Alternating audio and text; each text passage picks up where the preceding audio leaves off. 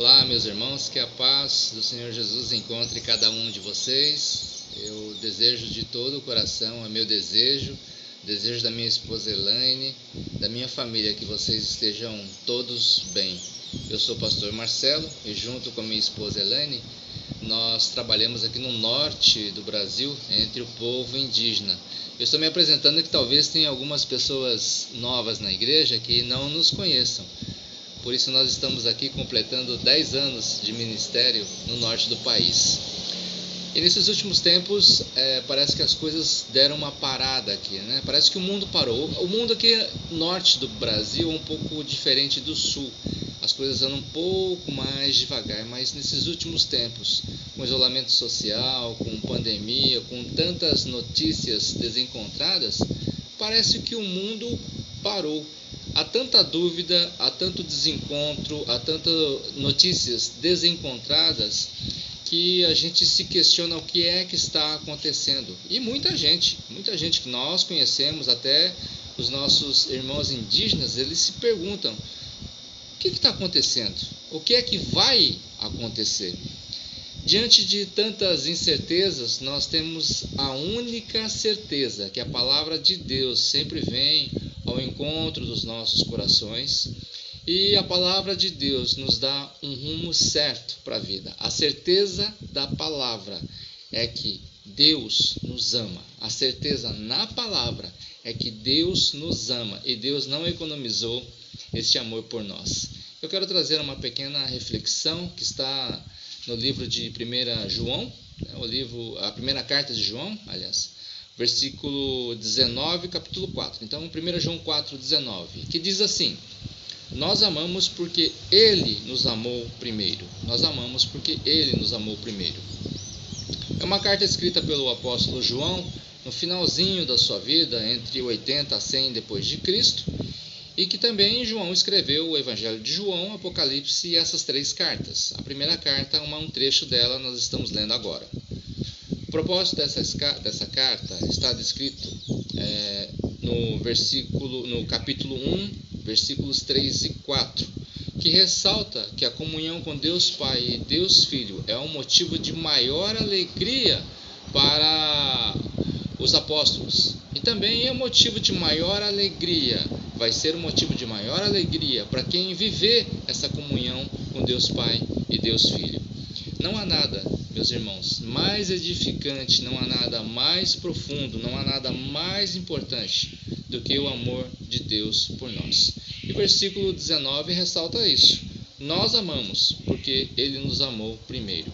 Nesse versículo, o apóstolo utilizou 2 verbos. Na primeira frase tem um verbo, na segunda frase tem outro verbo, que é o verbo amar, que são verbos iguais, ágape, o amor de Deus, o amor profundo de Deus, e que envolve, nesses 2 versículos, nessas 2 frases, envolvem 3 personagens. É essa a reflexão que nós queremos fazer hoje. O que é o amor de Deus? Nas nossas escolas bíblicas, nós ensinamos as crianças, desde pequenininho, que em 1 João 4,8 diz que quem não ama não conhece a Deus, porque Deus é amor. Quem é o amor de Deus? É o próprio Deus. Deus é amor. E é o mesmo amor que está descrito em João 3,16. Porque Deus amou, Deus ágape o mundo de tal maneira que deu seu Filho unigênito, para que todo que nele crê não pereça, mas tenha a vida eterna. Sem esse amor de Deus, irmãos, nós não temos a capacidade de amar as outras pessoas com o amor de Deus. Porque se você quer oferecer alguma coisa para alguma pessoa, você tem que ter essa coisa. Então, sem o amor de Deus dentro de você, nós não temos como oferecer aquilo que nós não temos. Sem Jesus no coração, não temos como ter o amor de Deus no coração. Eu quero ressaltar 2 características desse amor de Deus. O amor de Deus, o amor ágape de Deus, é um amor resgatador, que é um princípio que está em Levítico 25, que diz: se alguém do seu povo empobrecer e vender parte da sua propriedade, seu parente mais próximo virá e resgatará, ou seja, comprará aquilo que seu compatriota vendeu. Nessa época que foi escrito o Levítico, A posse da propriedade, ter uma propriedade, era algo muito importante para o povo, porque significava suas meio de subsistência, o meio de sobrevivência e também o reconhecimento de passar de pai para filho, ou seja, poderia manter o nome da família por anos e anos, e o nome da família seria lembrado. Quando se perdia essa propriedade, um parente mais próximo viria e resgataria, ou seja, compraria aquilo para que não se perdesse, não se apagasse na história. E o exemplo assim, mais belo que nós encontramos de resgate está no livro de Ruth, no capítulo 4, versículos 2 e 7, quando Boaz resgata Ruth, uma viúva, e que seu nome se perderia e ela perderia o direito à propriedade que havia herdado, porque ela era uma viúva. Então ela necessitaria de que um parente mais próximo viesse e resgatasse. E Boaz o fez. Boaz resgatou. E mais do que isso, Boaz casou com Ruth. Da união de Boaz e Ruth nasceu Obed. De Obed veio Jessé.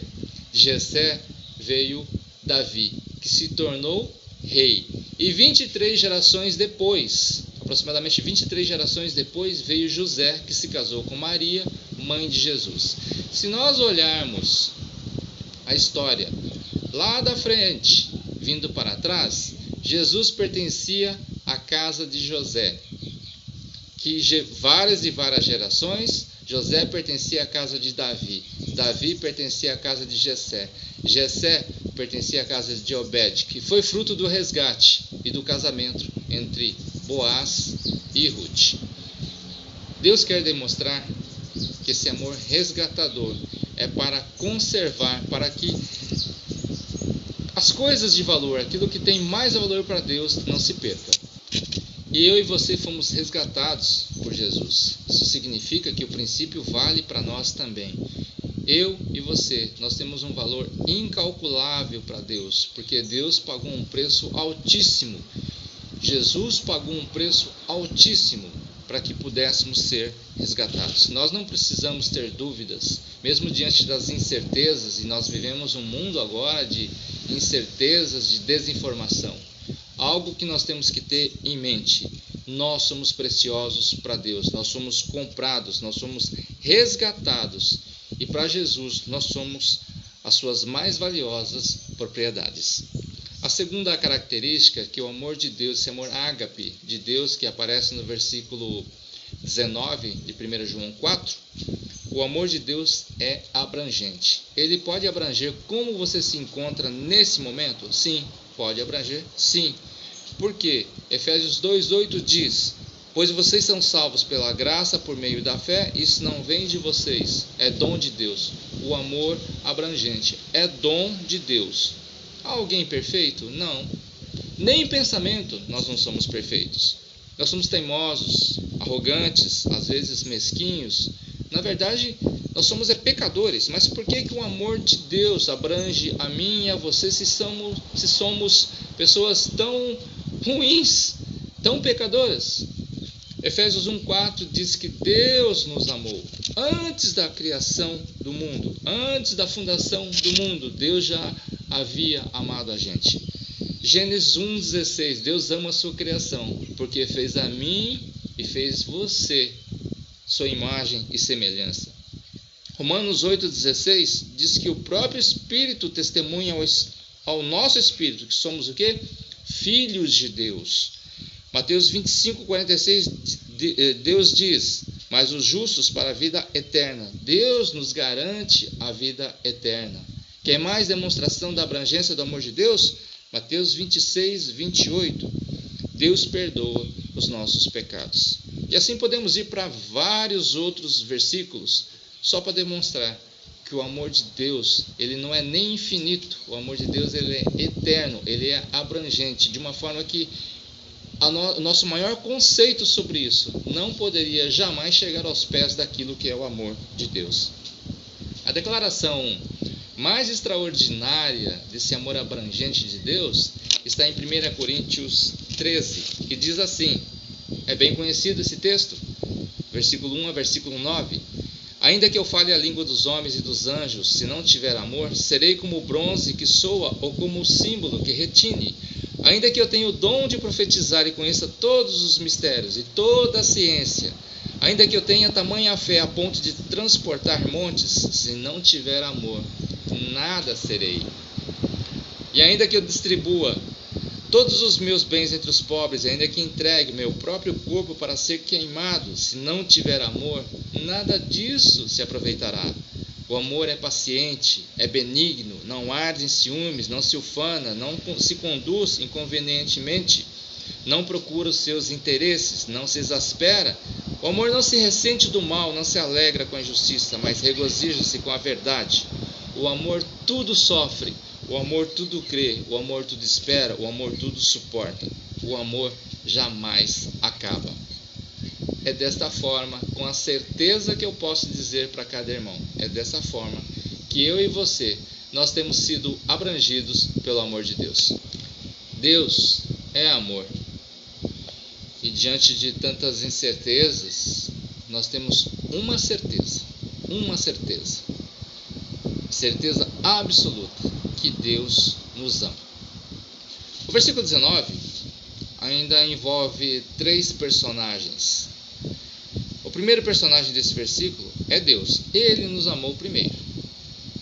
Mas quanto é que nós conhecemos o amor de Deus? A palavra diz que é impossível nós conhecermos a forma profunda de quem Deus é, segundo Romanos 11. Quão insondáveis são os seus juízos e inescrutáveis os seus caminhos. Deus, sabendo das nossas limitações, mandou o seu Filho Jesus não só para a salvação, mas também para conhecimento de quem era Deus, de quem é Deus. Diz assim em João 14:7. Jesus disse: se vocês realmente me conhecessem, conheceriam também o meu Pai. Já agora vocês o conhecem e o têm visto.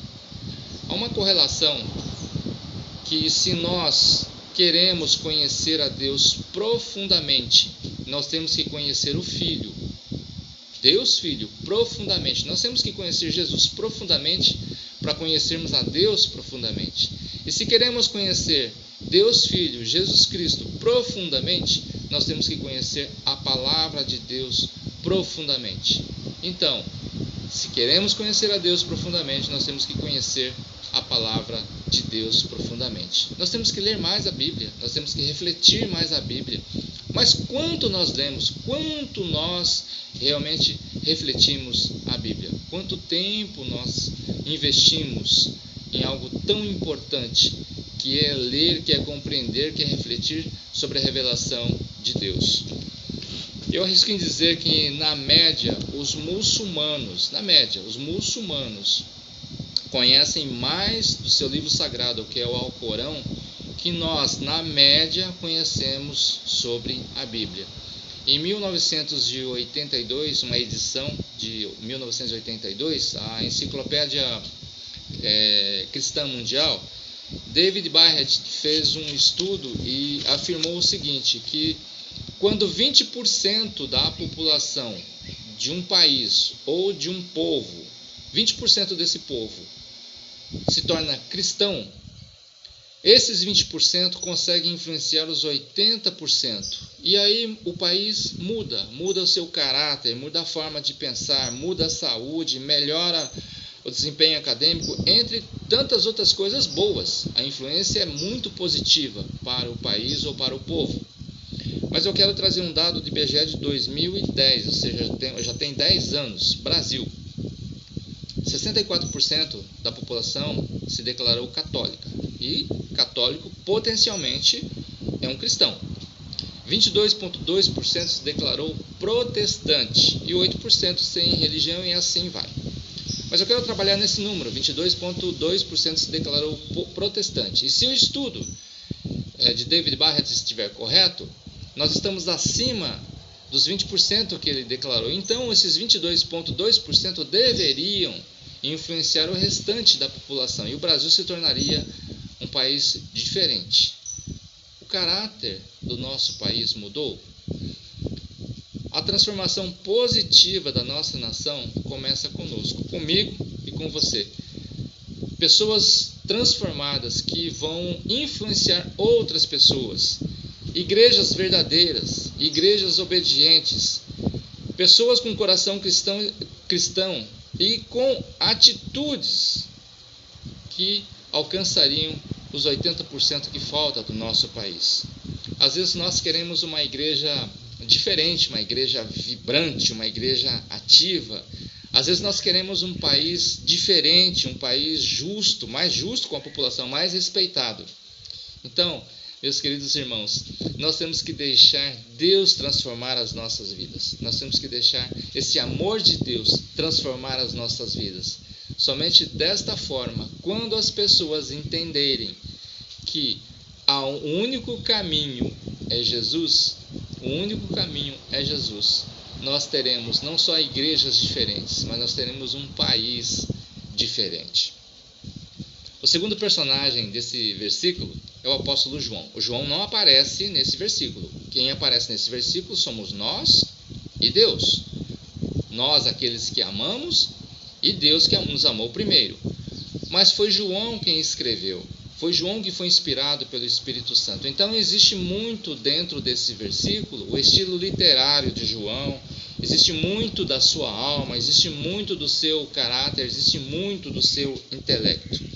O amor de Deus em João foi um amor transformador. Quando Jesus, no início do seu ministério, chamou João e Tiago eram irmãos e eram chamados por Jesus de Boanerges, ou filhos do trovão. Pessoas que por qualquer motivo brigavam, gritavam e assim vai. Mas no final da sua vida, a exposição de sua alma a Jesus transformou João de filho do trovão em apóstolo do amor. De briguento para um homem de paz, de palavras agressivas para uma boca que falava do amor de Deus, falava de esperança, falava de Jesus Cristo. De uma alma revoltada para um caráter extraordinário. Quanto mais a alma de João se enchia de Cristo, mais nítida era a sua transformação. E o próprio Deus, o próprio Jesus, chamou João, que era filho do trovão, mais tarde como o discípulo amado. Quando entendemos e a gente espera que as pessoas sejam transformadas, né? Pessoas à nossa volta, dentro da nossa casa, dentro do nosso trabalho, pessoas queridas, a gente espera que haja uma transformação dessas pessoas. Nós temos que olhar também para João. João foi exposto a Jesus Cristo. Então nós temos que expor essas pessoas a palavra, nós temos que pregar, expor as pessoas a palavra é essencial, para que essas pessoas possam ser tocadas pelo Espírito Santo, essas pessoas possam ser transformadas, alcançadas, convertidas. E não é a exposição somente aos domingos. Claro, é muito bom levar um conhecido, um amigo para a igreja, para ouvir a palavra, mas não é isso. Não é somente isso. É a exposição dia a dia. É quando nós temos que, como igreja, cumprir a nossa função de evangelizarmos, de discipularmos, de darmos bom testemunho de quem nós somos. Meus irmãos, isso dá muito trabalho. Discipular uma pessoa, conviver com essa pessoa, chorar com essas pessoas, orar com uma pessoa, dá muito trabalho. Mas é recompensador ver uma pessoa como o mesmo espírito de João, de alguém Boanerges, ser transformado. Nossos filhos, nossa família, nossos vizinhos, nossos colegas de trabalho, pessoas que nós gostamos demais, podem ser transformadas quando são expostas à palavra de Deus. E essa é a nossa função como igreja. Não podemos esquecer disso. Não podemos fugir desta função. Queremos uma igreja vibrante, uma igreja diferente, um país diferente. Vamos abrir a nossa boca e vamos falar de Jesus Cristo. Essa é a nossa função como igreja. E o terceiro personagem nesse versículo somos nós. Nós amamos, porque Deus nos amou primeiro. Diz 1 João 4,19. O amor de Deus em nós foi a nossa salvação. Como é que nós podemos desvendar que Deus nos amou primeiro? Quando nós somos tocados pelo Espírito Santo de Deus e nós confessamos Jesus como Senhor e Salvador, como está em 1 Coríntios 15. Sem isto, o terceiro personagem não existe diante de Deus. Sem isso, nós não podemos amar. Sem Jesus Cristo no coração, não há como nós amarmos como Deus nos amou. E a partir desse momento, quando nós temos o amor de Deus no coração, nós temos Cristo no coração, nós podemos também manifestar o fruto do Espírito que está em Gálatas 5:22. Nós podemos exercer o fazer, porque somos diferentes, somos transformados. Quanto mais as nossas vidas são expostas a Jesus Cristo, maior será a nossa transformação. Quanto mais somos expostos ao amor de Deus, maior será o amor que nós podemos dar aos outros, maior será a nossa capacidade de amar as outras pessoas.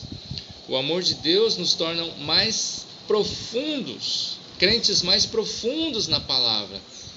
E a palavra nos torna crentes mais profundos no amor de Deus. Eu e você, nós precisamos nadar em águas mais profundas no Evangelho. E quando eu digo isso para os indígenas, nós precisamos nadar em águas mais profundas, nós precisamos ir para águas mais profundas. Eles mesmos já sabem naturalmente o que isso significa. Nós estamos vivendo na região amazônica, uma região que tem muitos rios. Então, ir para águas mais profundas significa que você quer pegar peixes maiores, peixes mais saborosos, peixes que vivem escondidos e que estão lá no fundo, mas que são extremamente preciosos. E quando nós queremos dar mais consistência naquilo que, na nossa mensagem do Evangelho, nós temos que realmente mergulhar no Evangelho bem profundamente, bem profundamente. Quando nós atingirmos isso, quando o Senhor nos capacitar a amá-lo e a amar as outras pessoas, quando nós entendermos isso, vai ficar muito mais fácil, vai ficar extremamente inteligível, e que a gente consiga entender a ordem que Jesus nos deu em Mateus 28, de 18 a 20. Isso terá mais significado para a gente. Diz assim a palavra, Mateus 28, 18 a 20. Então, Jesus aproximou-se deles e disse: Foi-me dada toda a autoridade no céu e na terra. Portanto, vão e façam discípulo de todas as nações. E assim o versículo 7. Alguém um dia pregou para que eu ouvisse a palavra e o Espírito Santo tocasse em meu coração e eu decidisse por Jesus. Hoje, nós continuamos como família pregando para que outras pessoas também possam ser expostas ao amor de Deus. Querida igreja, nós estamos aqui completando 10 anos de ministério porque você tem orado por nós. Você tem contribuído com a gente. Sem o apoio da igreja, nós não estaríamos aqui, porque em momentos mais difíceis, nós sabemos que vocês estavam orando, e nós sentimos o amor da igreja, esse amor que só pode vir de Deus. Nós somos gratos por esta igreja, nós somos gratos pela vida de cada irmão. Obrigado. Continue orando conosco, e nós vamos até que o Senhor volte. E vamos continuar em nome de Jesus. Deus os abençoe.